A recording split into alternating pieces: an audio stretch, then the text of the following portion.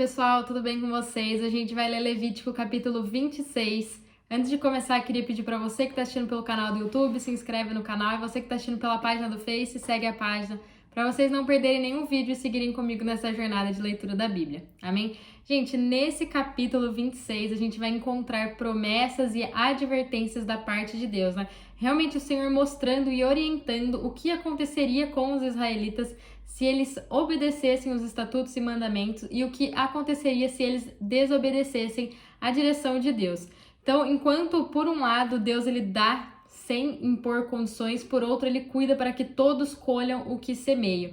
Então, o Senhor se dá ao trabalho de alertar o seu povo sobre as consequências, né, boas ou más, da sua conduta segundo as suas próprias ações. E como ele sempre considera o bem em primeiro lugar, ele começa não por ameaças, mas com promessas, né, encorajadoras, descrevendo as bênçãos que resultarão para Israel se eles andarem em obediência. No final do capítulo, a gente vai ver a misericórdia do Senhor, né, que apesar de tudo o que eles possam fazer, se eles reconhecerem que eles estavam no mau caminho, se eles reconhecerem que haviam pecado contra o Senhor, se eles se humilharem, se quebrantarem, o Senhor se lembraria da aliança e os restauraria. Muitas vezes a gente enxerga as aflições, os juízos de Deus sobre nós como algo ruim, né? Colocando ele como uma posição de mal. Mas ele sempre vai nos corrigir para nos trazer de volta para os seus caminhos, né? Ele nos ama e agirá até que nossos pensamentos, nossas emoções e o nosso coração, né, nossa alma esteja totalmente voltados e firmados nele. Amém? Versículo 1. Não fareis para vós ídolos, nem para vós levantareis imagens de escultura, nem estátua, não poreis figura de pedra na vossa terra para inclinar-vos diante dela. Eu sou o Senhor, o vosso Deus. Então, o fato de não terem ídolos, né, não fazerem e se curvarem a eles, significa que a gente não deve colocar nada e nem ninguém na posição que pertence ao Senhor, porque muitas vezes a gente coloca outras coisas como primeiro lugar na nossa vida, né, como conquistar um diploma, uma casa, um carro, dinheiro. Não estou falando que essas coisas são ruins, a gente deve sim buscar essas coisas, mas não como prioridade na nossa vida. Elas devem vir em segundo plano. Sempre em primeiro lugar, quem deve vir é Deus. Às vezes a gente nem percebe e a gente acaba colocando essas coisas como nossos senhores e a gente encontra aí um problema gigantesco, porque quem deve vir em primeiro lugar é Deus. Amém? Guardareis os meus sábados e reverenciareis o meu santuário. Eu sou o Senhor. Guardar o sábado de Deus, né, significa que a gente sabe que a obra de Deus foi feita inteiramente por Ele, para que a gente possa desfrutá-la, né? Não há necessidade da gente fazer nenhuma obra.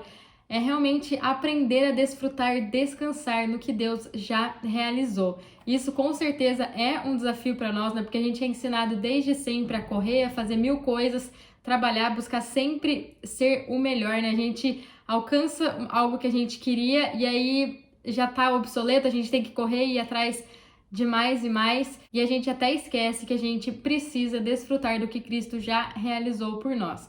Manter o santuário de Deus, né, em reverência significa que consideramos com reverência tudo o que Deus é e o que Ele realizou em Cristo, que é a sua morada e expressão.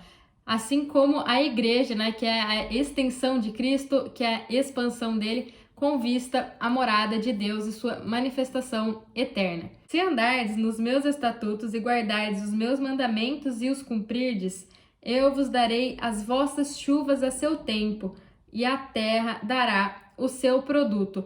As chuvas, né, aqui em sua estação, né, significam que o Espírito, tipificado pela chuva, é dado no tempo devido à igreja e aos crentes individualmente. No Antigo Testamento, né, Deus ele usa a chuva, né, a chuva temporã e a chuva serôdia para representar o Espírito. Então, se a gente obedece a Deus, né, prestando atenção nesses três assuntos mencionados acima, não fazer ídolos, não colocar nada na posição de Deus em nossas vidas, guardar os sábados, aprender a descansar em Deus, reverenciar o santuário, né, representando essa habitação e expressão de Deus em Cristo, assim nós desfrutaremos do Espírito como essa chuva que foi derramada sobre nós. Amém? E as árvores do campo o seu fruto. A debulha se estenderá até a colheita das uvas, e a colheita das uvas até a época da plantação. Comereis o vosso pão a fartar, e habitareis seguros na vossa terra. Isso significa que permanecemos em Cristo como nossa boa terra e desfrutamos das riquezas dele para nossa satisfação e segurança. A satisfação espiritual e a segurança sempre são o resultado da nossa obediência a Deus. Darei paz na terra e dormirei seguro, sem que ninguém vos perturbe. Farei desaparecer da terra os animais nocivos e pela vossa terra não passará espada. Isso significa que a igreja normalmente está em uma situação pacífica, onde não há essas bestas ferozes, né? Ou disputa entre as pessoas. A gente consegue ver isso lá em Atos 20, no versículo 29. Perseguireis os vossos inimigos, que cairão a espada diante de vós. 5 de vós perseguirão a 100, e 100 de vós perseguirão a 10.000. Os vossos inimigos cairão a espada de diante de vós. Isso significa que a igreja perseguirá seus inimigos na devida coordenação do corpo. De acordo com esse versículo 8 aqui, 5 perseguirão a 100 e 100 perseguirão 10.000. Essas figuras mostram a vida do corpo, né? A cooperação do corpo. Quanto mais cooperação, unidade houver entre nós, né? O corpo de Cristo, mais poder a gente terá para caçar os nossos inimigos, né? Esse é o princípio cumprido no corpo. Olharei para vós e vos farei frutificar, vos multiplicarei e confirmarei a minha aliança convosco. Estareis comendo ainda da colheita velha, quando lançareis fora a velha para dar lugar à nova. Então, ser frutífero ao se multiplicar significa que a igreja dará muito fruto e se multiplicará. João 15, versículo 4 diz: permanecei em mim e eu permanecerei em vós. O ramo de si mesmo não dá fruto se não estiver na videira. Tampouco vós podeis produzir fruto se não permanecerdes em mim. Então aqui tá realmente uma chave tremenda para a gente produzir fruto. É realmente entender que sem Jesus a gente não pode fazer nada. E aqui os dois ramos, né, tanto o que produz o fruto quanto o que não produz o fruto, estão na videira, mas o X da questão é que o ramo que Cristo também está nele, né, onde tem essa via de mão dupla, não só o ramo que está na videira, mas a videira também está no ramo, assim o fruto é produzido. Então, precisamos estar em Cristo, mas ele também precisa estar em nós. Amém? Porém, a minha habitação no meio de vós e a minha alma não vos rejeitará. O fato de Deus estabelecer seu tabernáculo entre o povo significa que a morada de Deus será construída na igreja para o deleite de Deus, para que ele possa habitar entre os seus. Andarei no meio de vós, serei o vosso Deus e vós sereis o meu povo. Eu sou o Senhor, o vosso Deus, que vos tirei da terra do Egito, para que não fosses seus escravos. Quebrei as traves do vosso jugo e vos fiz andar de cabeça erguida. Então aqui a gente vê claramente que o obediente seria abençoado. Isso significa que nós, os crentes, somos abençoados à medida que andamos de acordo com o Espírito. Até aqui, até esse versículo 13, a gente recebeu o fundamento para a nossa obediência. E esse fundamento inclui 3 questões: não ter ídolos. Segundo, devemos guardar os sábados de Deus. Em terceiro lugar, a gente deve reverenciar o santuário de Deus. Então, essas 3 questões, Deus, a obra de Deus e o resultado da obra de Deus, são totalmente abordados, né, nos 66 livros da Bíblia. No Antigo Testamento, a gente vê os tipos e no Novo Testamento, a gente vê o cumprimento dessas coisas. Então, se a gente obedecer a Deus, a gente vai receber a sua bênção, que são esses 6 resultados, né? O primeiro desses resultados é a chuva, que representa o Espírito. O segundo resultado representa o alimento, que produz a terra boa para a nossa satisfação, o que significa que permanecemos em Cristo como nossa boa terra e desfrutamos das riquezas de Cristo para nossa satisfação e segurança. O terceiro resultado é a paz concedida na terra, que representa uma vida pacífica na igreja. O quarto resultado é a perseguição aos nossos inimigos. Na medida em que 5 perseguem 100 e 100 perseguem 1000, significa que a igreja persegue seus inimigos na coordenação do corpo, nessa unidade. Nós já fomos pessoas individualistas, mas agora a gente é um homem corporativo que tem Cristo como cabeça e nós como o corpo. O quinto resultado é ser frutífero ao se multiplicar, o que significa que a igreja dá frutos e se multiplica. O sexto resultado é que Deus estabelecerá sua morada entre o seu povo. que significa que a morada de Deus será construída na igreja para o deleite de Deus, para que ele possa habitar entre os seus. Agora, a partir do versículo 14 até o 39, a gente vai ver que o desobediente será disciplinado para se arrepender. Isso significa que os crentes que não andam de acordo com o Espírito, mas de acordo com a carne, sofrerão a disciplina, não apenas uma vez, mas em diferentes níveis, aplicando um certo número de punições a fim de forçá-los a se arrepender. Se, porém, não me ouvirdes e não cumprirdes todos esses mandamentos, e se rejeitardes os meus estatutos e a vossa alma rejeitar os meus juízos, não cumprindo todos os meus mandamentos, e assim violardes a minha aliança, então eu vos farei isso. Porei sobre vós o terror, a tuberculose e a febre, que consomem os olhos e esgotam a vida. Em vão semeareis a vossa semente, porque os vossos inimigos a comerão. Então isso significa adoecer no espírito e até no corpo, a ponto de perder a visão e a vida. E aquilo que fizermos em vão será, porque não vai ser a gente que vai desfrutar, mas sim nossos inimigos. Eu me voltarei contra vós e sereis ferido diante de vossos inimigos. O que vos odeiam dominarão sobre vós e fugireis sem que ninguém vos persiga. Isso significa ficar tão fraco que a gente não vai ser nem capaz de resistir aos inimigos, né? Mas a gente vai fugir deles. Isso descreve uma igreja que foi enfraquecida por desobedecer os avisos de Deus. Se depois de tudo isso não me ouvirdes, eu vos castigarei 7 vezes mais por causa dos vossos pecados.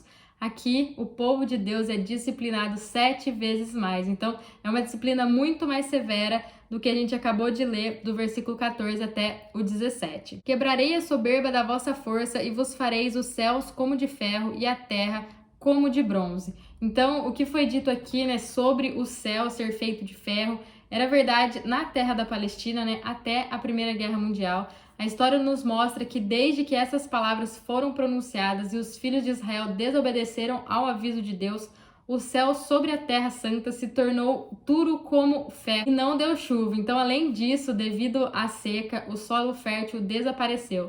Então, essa situação constitui o cumprimento do que Deus havia dito aqui, né? Em vão se gastará a vossa força, pois a terra não dará o seu produto, nem as árvores darão o seu fruto. Isso significa que não teremos produto espiritual necessário para obter esse alimento espiritual. Então, se não houver comida e, portanto, nenhuma satisfação, será difícil para nós vivermos com segurança, e esse é o resultado de não acatar os avisos de Deus. Se andardes contrariamente para mim e não me quiserdes ouvir, multiplicarei as vossas aflições 7 vezes mais, segundo os vossos pecados. A disciplina aqui corresponde ao terceiro nível, né? Pragas 7 vezes maiores. E essas pragas representam os problemas que ocorrem entre as pessoas dentro da igreja, né? Entre o corpo de Cristo. Enviarei animais selvagens contra vós, que matarão vossos filhos, acabarão com o vosso gado, e vos reduzirão a tão pouco que os vossos caminhos se tornarão desertos. Isso significa que surgirão pessoas ferozes dentro da igreja. Lá em Atos capítulo 20, versículo 29, a gente vê isso, que privarão os crentes, né, do fruto da vida divina, destruirão seus bens espirituais, reduzirão seu número e destruirão as suas comunicações. Se nem ainda com essas coisas vos corrigirdes e voltardes para mim, mas continuardes a hostilizar-me, eu mesmo vos serei contrário, e eu vos ferirei 7 vezes mais por causa dos vossos pecados. Então aqui a disciplina corresponde ao 4º nível, né? Vai feri-los 7 vezes mais. Trarei contra vós a espada, que vingará a quebra da minha aliança. Quando vos ajuntardes nas vossas cidades, enviarei a peste contra vós e sereis entregue nas mãos do inimigo. Isso significa que na igreja haverá disputa entre os irmãos, e isso é um sinal da disciplina de Deus, né? Significa que haverá uma espécie de doença contagiosa na igreja. Esses germes dessas doenças, eles são transmitidos principalmente por meio de fofoca e conversas fúteis. Quando eu cortar o suprimento do vosso pão, 10 mulheres assarão o pão num só forno, e o pão será distribuído por peso. Comereis, mas não vos fartareis. Isso significa que na igreja o suprimento espiritual será limitado a quantidades muito reduzidas, de forma que ninguém vai ficar satisfeito. Então, em certas igrejas, o alimento espiritual não era fornecido por um longo período de tempo e o resultado era que a igreja passava essa fome, eles ficavam com essa sede e com essa vontade de se alimentar de Deus. Se ainda com tudo isso não me ouvirdes e continuardes a hostilizar-me, então eu vos serei contrário em furor e vos castigarei 7 vezes mais por causa dos vossos pecados. Então aqui, na disciplina correspondente ao 5º nível, as pessoas são disciplinadas 7 vezes mais novamente. Então vocês estão percebendo que tudo isso que vai ocorrendo é porque Deus ele quer trazer o seu povo de volta para os seus caminhos, mas o povo tem um coração duro e todas essas disciplinas precisam acontecer para que o povo se volte novamente para Deus. É sempre Deus falando: se vocês não me ouvirem ainda, se vocês continuarem virando as costas para mim, se vocês fizerem isso, né, se vocês não se voltarem para mim, essas coisas vão estar acontecendo com vocês. Comereis a carne dos vossos filhos e das vossas filhas. Então isso significa que a igreja vai ficar tão empobrecida que não vai conseguir satisfazer os seus membros, mas vai privá-los de alimento. Então, nessa condição, nessa escassez de alimento, vai chegar a tal ponto que não vai ter nada, né, para eles comerem, a não serem os filhos, que na verdade representa aqui o que os membros fizeram no passado. As pessoas, ao invés de estarem recebendo esse alimento, receberem Cristo, elas não recebem nada e elas começam a lembrar das coisas do passado, né, se alimentando daquilo, pensando: nossa, quando eu fazia tal coisa, quando eu fazia aquilo outro, não era de todo tão ruim assim. Porque quando a gente não está se alimentando, né, das coisas de Deus, quando a gente não está buscando essas coisas de Deus, a gente é alimentado pelas coisas do mundo. Porque assim, nós estamos sendo constantemente alimentados. Ou a gente está sendo alimentado pelas coisas de Deus, ou a gente está sendo alimentado pelas coisas do mundo. Por isso que a gente precisa vigiar, a gente precisa ficar atento, porque somente as coisas do Espírito, né, deve estar nos alimentando. Se a gente perceber que algo mais está nos alimentando, a gente tem que ir lá e fechar aquela porta, né, para parar de vir esse alimento. Amém? Destruirei os vossos altares idólatras, desfarei os vossos altares de incenso, lançarei os vossos cadáveres sobre os cadáveres dos vossos deuses e vos abominarei. Isso significa que as igrejas carnais se posicionam como cadáveres. Outros objetivos que não são o próprio Deus e que esses objetivos, né, esses ídolos que elas procuram, Deus irá destruir. Ultimamente a gente tem visto várias igrejas que cresceram nelas mesmas, que colocaram o homem como centro, elas não são mais cristocêntricas. Então elas começam a fazer tudo para agradar o homem e não fazem para agradar a Deus. Isso acaba fazendo com que as igrejas sejam igrejas carnais, porque é tudo voltado para o homem e nada voltado para Deus. Converterei as vossas cidades em deserto, assolarei os vossos santuários e não aspirarei o vosso cheiro suave. Então isso significa que as igrejas foram deixadas em ruínas, seu culto foi desolado, de modo que não há nelas satisfação, não há esse cheiro suave, agradável, não sobe essa fragrância que agrada a Deus. Assolarei a terra e se espantarão disso os vossos inimigos que nela morarem. Então, isso significa que o desfrute de Cristo pela igreja, como sua rica terra foi perdida, que foi devastada e roubada por inimigos. Então, uma igreja que isso acontece é uma igreja que perdeu completamente o desfrute de Cristo, onde ela deixou, né, os princípios, deixou a essência, deixou Cristo de lado e colocou aquilo que ela acha que é certo, qual é a interpretação dela em relação às coisas de Deus. Ela colocou aquilo que ela acha mais importante, não aquilo que a palavra de Deus está falando. Isso aqui, ela não tem mais esse desfrute de Cristo, porque só tem ela mesma, as vontades dela, os desejos dela e aquilo que ela acha que é o certo. Eu os espalharei pelas nações e desembainharei a espada atrás de vós. A vossa terra será assolada e as vossas cidades ficarão desertas. O fato de o povo ter sido espalhado entre as nações e perseguido pela espada significa que a igreja foi espalhada entre os gentios e expulsa por causa do julgamento de morte executado por Deus. Então a terra usufruirá do seu sábado todos os dias da sua assolação e vos estarei na terra dos vossos inimigos. Neste tempo a terra descansará e usufruirá dos seus sábados. Todos os dias da assolação descansará, porque não descansou nos vossos sábados, quando habitáveis nela. Gente, de uma forma ou outra, aquilo que Deus fala tem que se cumprir. Se o povo não observa os anos sabáticos, né, que a gente viu no capítulo 25, o Senhor vai forçar eles a fazer isso, expulsando eles da terra. Gente, à medida que a gente for lendo a palavra, a gente vai ver que Israel não vai atender nessas condições estabelecidas aqui no ano sabático, e essa será uma das razões para a deportação para a Babilônia, né, os 70 anos de cativeiro, onde o povo de Judá foi levado para lá, corresponde aos anos sabáticos não respeitados durante todo o período dos reis. Quanto aos que restarem de vós nas terras dos seus inimigos, eu lhes encherei o coração de tal pavor que o sonido de uma folha movida os perseguirá. Fugirão como quem foge da espada e cairão sem que ninguém os persiga. Cairão uns sobre os outros como diante da espada, sem que ninguém os persiga, e não podereis permanecer diante dos vossos inimigos. Perecereis entre as nações, a terra dos vossos inimigos vos consumirá. Aqueles que de vós restarem nas terras dos seus inimigos serão consumidos por causa das suas iniquidades. Também por causa das iniquidades de seu pai serão consumidos. Então isso significa que a igreja em cativeiro sofre e acaba sendo consumida pelos inimigos, né? Então essa é a conclusão da disciplina de Deus, e glória a Deus, o capítulo não acaba por aqui, né? Nesses próximos versículos a gente vai estar mencionando o fato do arrependimento. Se eles, apesar de tudo o que fizerem, né, se eles se quebrantarem, Deus lembrará da aliança que havia feito e não mais se lembrará dos seus maus caminhos. Se, porém, confessarem a sua iniquidade, a iniquidade de seus pais e as suas infidelidades contra mim e suas hostilidades diante de mim, por causa das quais fui contrário a eles e os conduzi à terra dos seus inimigos, então, se o seu coração incircunciso se humilhar e aceitarem o castigo da sua iniquidade. Significa que a igreja que está em cativeiro, né, e sujeita aos seus inimigos, finalmente se arrepende, confessa seus pecados e aceita a disciplina de Deus por seus pecados. Me lembrarei da minha aliança com Jacó, da minha aliança com Isaac, da minha aliança com Abraão, e da terra me lembrarei, pois a terra abandonada por eles descansará nos seus sábados, enquanto estiver assolada sem eles. Aceitarão o castigo pela sua iniquidade, visto que rejeitaram os meus juízos e desprezaram os meus estatutos.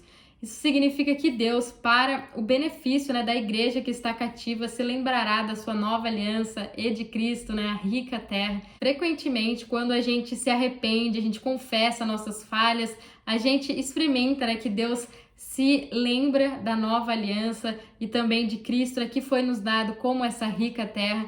Essa aliança que tem como garantia o nosso Senhor, que graças a Deus não está baseada em nós, não está baseada no que a gente faz ou no que a gente deixa de fazer, mas está baseada em Cristo, está baseada naquilo que Ele fez por nós.